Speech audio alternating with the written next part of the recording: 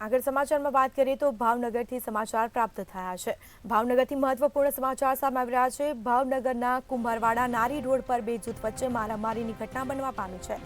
તો જૂની અદાવતને લઈને બે જૂથ વચ્ચે મારામારી થઈ હતી, જેમાં મારામારીમાં 2 થી 3 લોકોને ઈજાઓ પહોંચવા પામી છે।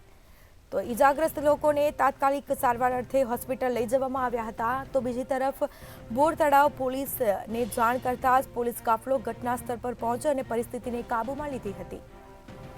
તો ભાવનગરના કુંભારવાડા નારી રોડ પર બે જૂથ વચ્ચે મારામારીની ઘટના, જેમાં જૂની અદાવતને ધ્યાનમાં લઈને બે જૂથ વચ્ચે મારામારી થઈ હતી। તો મારામારીમાં 2 થી 3 લોકોને ઈજાઓ પહોંચવા પામી છે। તો બીજી તરફ ઈજાગ્રસ્ત લોકોને તાત્કાલિક સારવાર અર્થે હોસ્પિટલ લઈ જવામાં આવ્યા હતા।